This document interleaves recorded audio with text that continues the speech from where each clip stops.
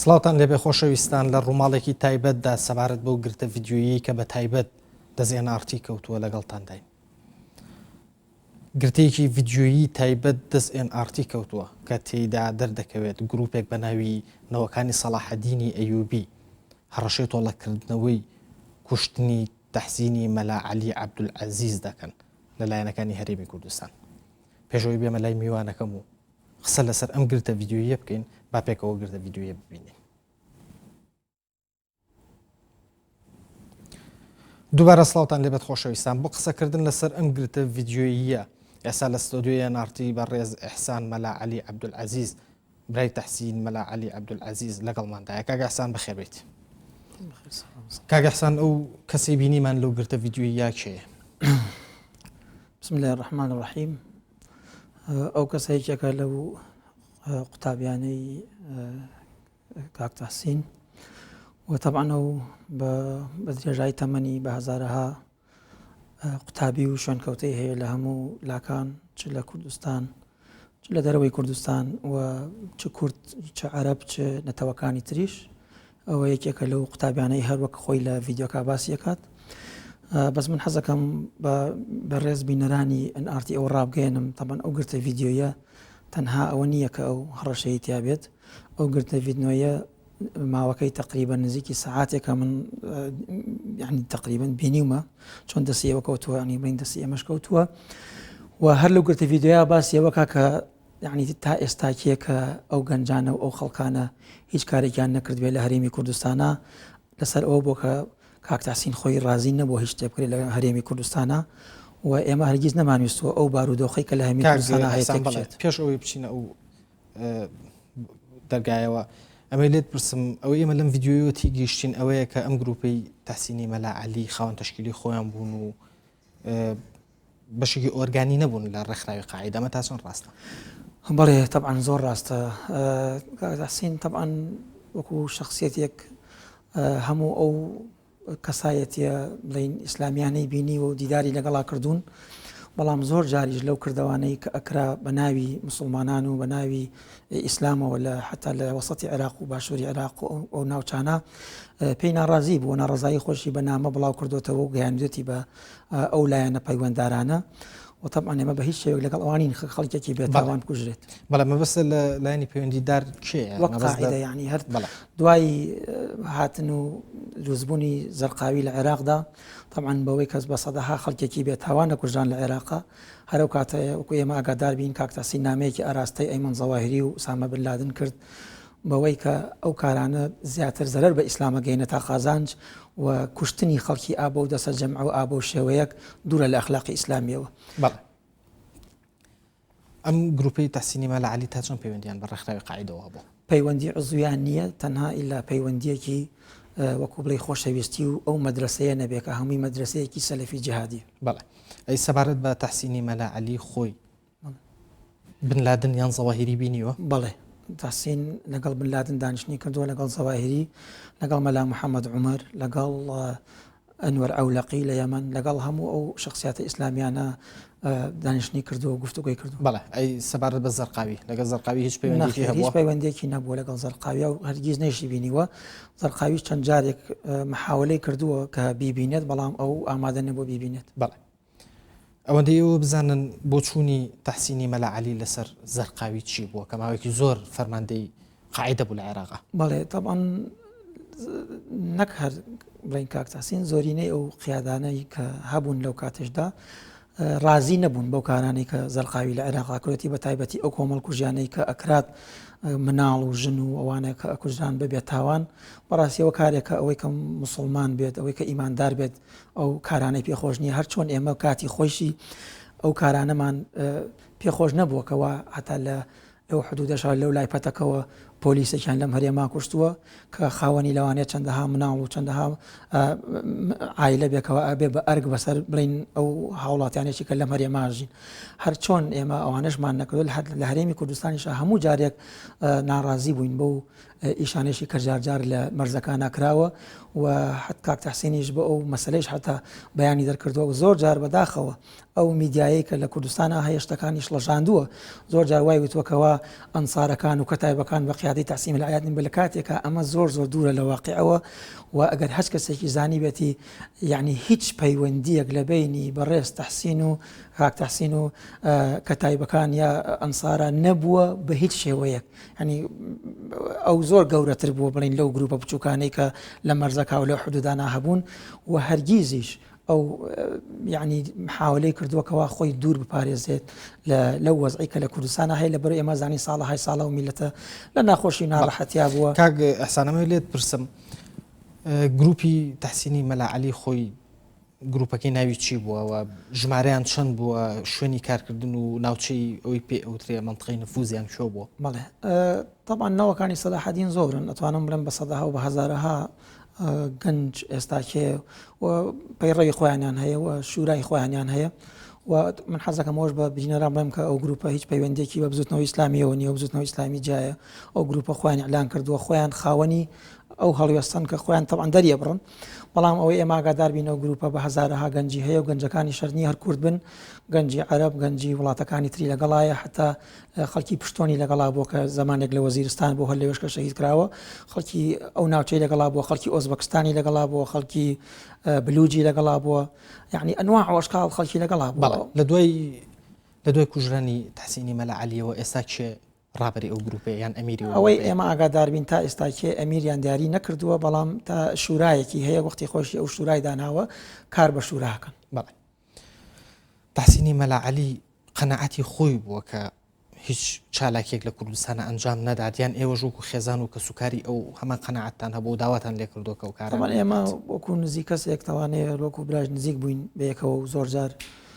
نقاشمان کردووە و مناقەشەمان کردووە و ئێمە بە قەناعەتەوە ئەگەر هەرچێکمان وتبێ و هەرچێکمان ئیعلان کردبێ ئێمە هەموو کاتێ وتومانە ئێمە ئینسانێکین، ئەگەر هەرگیزا و هەرگیز هەرچێک بێت ینی لێ ناترسین، شەرمیشی لە ناکەین. ئەگەر بمانەوێت وەکو هەر خۆی لە بەیانەکەش پێش تقریبا 6 مانگە بەیانێکی دەرکرد لەسەر ئەو وەزعانەی کە لە کوردستانە هەیە و ئەو کە چەند میدیایەک بە مەبەست زۆر جار شتیان ئالۆزە کرد بەڕاستیانە و ئەو خەڵک کۆبووەتەوە، خەڵکواکە لە کاتێکا کاک تەحسین هەرگیز هەتا لە خاکی ئێرانیشان نەبووە بەڕاستی، ئەوان هەنووا بەشقاڵ دیعایانەکە کەوا لە نزیکی مەرزە ئەوانە ئەوە هەمووی دوور بۆ لە ڕاستی طبعا ئەو بە قەناعەتی خۆی کە ئێستاکێ بڵین لە هەرێمی کوردستانە وەزعێک هاتوۆتە پێشەوە، ئەو وەزعیش پێویستی بەوە هەیە کە بپارێزرێت و هەرگیز پێویستی بەوە نەکردووە کە ئیعلانی شەڕی تیا بکرێ و وەکو وتمان لە بەیانەکەشیان خۆی بزۆ بەڕاشکانەوە توێتی ئێمەگە کارێ بکەین لی ناترسین بەڕاستی ئیعلان یەکەین و ئەیژڵین کە ئەو کارە ئێمە خاوەنین و ئێمە ساحیبنی، لەبەرەوە ئێمە ئەگەر وەکو مسلمانیش عهد و وعدێکمان لەگەڵ هەر جەماعەت و هەر جیهەتێکا هەبێ ئێمە خاوەنی ئەو عهد و وعدی خۆمانین وەکو مسلمان و وەکو ئیسلامیش واجبە لەسەرمان کە بیپارێزی. لەبەرەوە ئێمە لە گفتوگۆیە بوو بین لەگەڵ یەکێتی پارتیشە ئێمە احترامی گفتوگۆی خۆمان نەگرین و هەر زمانێکیش خوا نەخوازە گفتوگە نەگاتە نەتیجە نەگەشت بێتە نەتیجە ئێمە خۆمان ئیعلانی وەزعی خۆمانەکەین، بەڵام ئێمە بە هیچ شێوەیەک لەو خەڵکانە نین کە لە دواوە چەقۆ بین لە هیچ کەسێک و هەر شتێکیشمان هەبێ بە ڕاشکاوانە ئیعلان یەکەین بۆ هەموو کەسێک. بەڵێ ئەوەی کە زۆر سەرنجڕاکێشە لەم گرتە ڤیدیۆیە ئەوەیە کە کوردستان چ پەیوەندێکی بە کوژرانی تەحسینی مەلا عەلیەوە هەیە بۆ ئەم گروپە هەڕەشەی تۆڵەکردنەوە لە هەندێک لایەنی هەرێمی کوردستانەکەن و باسی واکەن کە گەڕێنەوە بۆ هەڵەبجە. من وەکەوەی کە بڵێ طبعا هەموو گروپێکە دروزە بێت لە ژیانی تەمەنی خۆیان، طبعا هەر بە ناوەکەش ئاگە بڵێنەوەی سەلاحەدین طبعا معنای وایە ئەوانە زۆرینەی خەڵکەکەی کوردن، طبعا هەر گروپێکش کە دروزە بێ مافی خۆیەتی و حەقی خۆیەتی کە حەسبکە عەلەمی خۆی لە زیاترین جێگا و زیاترین لایەنە یعنی دابچەقێنەوە بیا بە عەرزە حەت ئەو حیزبانەی تر کە لە کوردستانە حەزەکەن زیاتر لە هەموو لادێ و شارێکی کوردستانە عەلەمی حیزبەکەی خۆیان یا ئەو جەمعی کە هەیەە داچەقێن بە هەر جێگەیەکە کە توانایی ئەویان هەبێ کۆنتترۆلی بکەن. بەڵام من لەو باوەڕام کە وەک ئەوەی کە بڵین ئەو قیادەیە خۆی کووردە لەوانەیە تەنها ڕەتفعلێک بێت بۆ ئەو مەسەلەیە، بەڵام ئەگەر تەماشای گرتە ڤیدیۆکە بە هەمووی بکەی ئەوان بە دەرەجە یەکەم هەڕەشە لە ئەمریکا کە نەک لە کوردستان. بەڵێ مەبەست لە دین فرۆشان کێیە کە لەم گرتە ڤیدیۆیە یا پیان ئەڵێ دین فرۆشان مەبەستی ئەو گروپە ئیسلامیانەیە کە پێشتر لەناو ڕەحمی بزوتنەوەی ئیسلامیەوە جابوونەتەوە؟ بەڵێ زیاتر مەبەستی تەمان ئەوانە وەکو مەبدەئێکی جیهادی سەلەفی ئەوانەی کە کۆنتر ئیدعای جیهادەتی سەلەفێتیان کردووە و بە تەزویر و بەڵام دوای ئەوە زۆر شت هەیە کە شەرعانیانە بە ئارزوی خۆیان وە دوورە لە قورئان و سنت. طبعا ئەوانە زیاتر قەزیان ئەو خەڵکانەیە و وابزانم لەو بوارەشە زۆر بەڕاشکاوانە هەم نووسینیان هەیە هەم کتێبیان هەیە. بەڵێ ئەوەی لەو گرتە ڤیدیۆیە هەستی پێکەنەوەیە کە فڕۆکە بێ فڕۆکەوانەکان و موشکەکانی ئەمریکا لە ئەفغانستانە لە ڕێگەی دلیلەکانەوە ئەتوان ئامانجەکانیان پێکەن. ئەوەی بینیشمان تەحسینی مەلا عەلی بە هەمان شێوە کوژرا. ئایا کە دەڵێت خیانەتی ئومەی لێکراوە مەبەست ئەو دلیلانەیە کە دەشێت لەگەڵ خۆی بە خۆیدا بوو بێتن و شوێنەکەیان بۆ ئەو فڕۆکە بێ فڕۆکەوانە دیاری کردبێ؟ بەتاکید طبعا وەزیرستانی شیمالی وەزیرستانی جنوبی دوو جێگەن حەزەکەم بە بینارانیش بڵم کە بە هەزارها کیلۆمەتر لە حدودی ئێرانەوە دوورە و ئەو منتیقەیە لە شیمالی غەربی پاکستانە کە زۆر دوورە بڵین ئەبێ هەموو ئەفغانستان ببڕی ئەنجاگەیتە ئێران. ئەو جێگەیە کەوا قیادەی عالەمی ئیسلامی ئەوانەی کە لە هەموو جێگەکانە شەرت نییە قاعیدە بن لێیا کۆبوونەتەوە بۆ جەماعەتی ئیسلامی مقاتیلەی لیبیت لێیە، جەماعەتی ئۆزبەکیەکانی لێیە، جەماعەتی کشمیری لێیە، هەموو جەماعەتی لێیە بەڕاستی لەوێ منتیقەیەکە ئازادە. یعنی ئەو خەڵکە مسلمانە کۆنتڕۆلیان کردو منتیقەیەکی عشایرەکە سەنەدن بۆ ئەو جەماعەتانی کە لەوێ تاالبانی پاکستان تاالبانی ئەفغانستان هەمووی لەوێن. بۆیە تا ئێستاکەش حتا ئەمریکا ناتوانێت بە هێزی عسکەری وەکو جەبهە بچێتە ئەو ناوچانە لەبەرەوە زیاتر تەرکیز دەکاتە سەرەوەی کە خەڵکانێکی وەکو بڵین سیخوڕی بە جاسوسی بە پارە بۆ وەزعە ئەو خەڵکانێ ئەو حەزەکەم ئەوش باس بکەم ئەو تیارە بێ فڕۆکانە تیاری وەزارەتی دیفاعی ئەمریکی نیە، تیاری مخابراتی ئەمریکی CIA. لەبەرەوە حەج کردەوەیەک ئەکرێت لە ڕێگەی ئەو تیارانەوە هەمووی طبعا لەسەر ئەساسی معلومات دەکرێت. ئەو معلوماتش طبعا ئەبێ معلوماتێکی تازە بێ بە پێی سەعات، لەو کاتا ئەبێ خەڵکانێک هەبوو بن لەسەر ئەرز ئەو معلوماتیان دابێ بە ئەمریکەکان و ئەمریکەکانیش هەڵسابن بۆ کارە. جنابەت وتت کە ئەم گرتە ڤیدیۆیە زیاتر مەبەست لە هێزەکانی ئەمریکا و هێزەکانی ناتۆی لە ئەفغانستان، بەڵام ئەوەی کە ئێمەی بینین ئەم گرتە ڤیدیۆیە بە زمانی کوردی قسە ئەکاوە نە تەرجمەی ئینگلیزی لەسەرەوە نە بە زمانی ئینگلیزی قسەکە. باشتر نەبوو کە بە زمانی ئینگلیزی قسە بکات یان تەرجمەی لەسەر بێت بۆی ئاڕاستی هێزەکانی ناتۆ ئەمریکا بکرێت. لەو باوەڕام لە زمانی جیهادی سەلەفێتە وابزانم لغە ئەوانە مشکلیان نییە، تەرجمەش ئەکرێت لەوانەیە تەرجمەشیان کردبێ وەڵام ئەو نسخە بەدەست ئێوە گەشت بێ. لەبەرەوە ئەگەر تەماشا بکەی کابرای ئوردو بە ئوردو قسەکە هەڕەشە لە ئەمریکا کە کابرای فەرەنسی بە فەرەنسی قساکە و دژاتی ئەمریکا، کابرای ئەمریکی ئێستاکێ بۆ نمونە چەندەها ڕەگەزی ئەمریکی لە منتیقەی وەزیرستان هەیە بە ئەمریکی بە لوغەتی حتا ئەو ئەکسنەی ئەمریکی هەڕەشە لە ئەمریکاکەن، ئەڵمانی بە هەمان شێوە. لەبەرەوە ئەوەش دێتە سەرەوەی تەنها لەبەرەوەی لەوانەیە بڵێم لوغەتی ئەو پیاوەی کە ئەو مامۆستایی کە ئەو گفتوگویانە کە لەو ڤیدیۆ مسەیتر بێ بەسەر لوغەتی کوردیە، بەڵام ئامانجەکە لەوانەیە ئامانجێکی تر بێت. یعنی ئاڕاستەکردنی بە زمانی کوردی و بۆ لایەنەکانی کوردستان هیچ ئامانجێکی تری لە پشتەوە نییە؟ باوەڕ ناکەم. لە عینی کاتیشا ئێمە وەکو مسلمان هەموو کەسێکیش وەکو مسلمان ئەڵێ وەلا تەزیر و وازیرەتون ئوخرا، هیچ کەسێک ئەگەر تاوانێکی کرد خەڵکێکی تر ناتوانێت تاوانەکەی باشە. ئێمە ئەم کردەوەی ئەمریکا کردوێتی کە ئەمریکا کردوێتی ئەو بە دەرەجە یەکەم تەمان تاوانبارە. ئیدارەی کوردیوانە هیچ دەورێکیان نەبووە لە کوشتنی بڵین کاک تەحسین، لەبەرەوە بە دەرەجە یەکەم ئێمە ئەمریکا تاوانبارەکە ڤیدیۆیە یان لەم گرتە ڤیدیۆیە هاتووە کە هەڕەشەی گەڕانەوە کات بۆ هەڵەبجە و چەقاندنی ئاڵای گروپەکەیان لە سەرخاکی هەرێمی کوردستان. برای بەڕێز هەموو گروپێک کە دروست دەبێت هەموو گروپێک کە دروست دەبێت یعنی تەمەنایەکە حەقێکی طەبیعی خۆیەتی کە ئاوات بخوازێ زۆرترینی جێگە و زۆرترینی منتیقە ئاڵای خۆی تیا بڵین هەڵواسێت. ئێستا بۆ نمونە ئێمە حەزەکەین هەموو پارچەکانی کوردستان ئاڵای کوردستانی تیا بێت، مافێکی طەبیعی خۆمانە. لەبەرەوە هەر جەمعێ بێ، هەر گردێ بێ، هەر کۆمەڵێک بێ مافی خۆیەتی، ینی مافی ئەو کاتە ئەگاتە سەر ئەوەی ئایا ئیستیجابەی خەڵک چەندێکە بۆ ئەو گروپۆ بۆ ئەو جەمعە. ئەگەر ئیستیجابەی خەڵک و خەڵک داوەتی لەکرد ئەو کاتە ئەوە زەمن ئەزانێت کە ئەوە چۆن و چۆنی.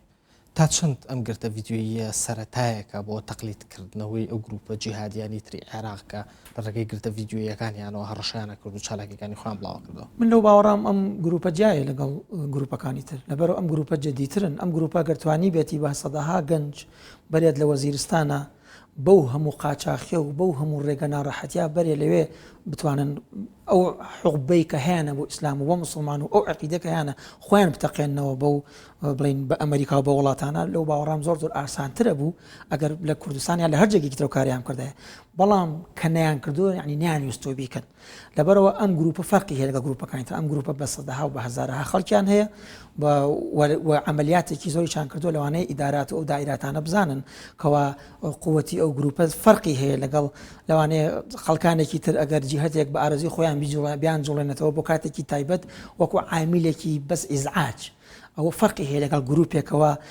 لەوانەیە بەسەن کاک تەحسین هیچ ئەرزێک نەیگرت بێتە خۆی بام لەوانەیە گروپەکانی تر معلوم بێ شوێن و ڕێیان لە کوێن و کێش حەوانەیان ئاکات و کێژ یارمەتیانە بەڵام پیاوێکی و کاک تەحسین هیچ ئەرزێک نەیگرتوتە خۆی ئیلا ئەو ئەرزەی وەرزیستان نەبێ کە هیچ کەسێک لەوێ حاکمیە ئیلا ئەڵڵا نەبێت. باش ئەگەر ئەم گروپە بتوانێت هەزاران گەنج کۆکاتۆ لە دەوری خۆی و بیان باتە وەزیرستان و بۆ شوەیە مەشقیان پێ بکات کە تۆ باسی یەکەیت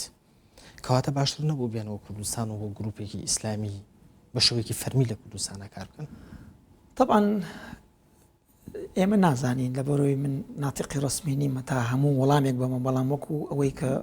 ئاگادار بم بەپێی ئاگاداری خۆم وەڵام بەمەوە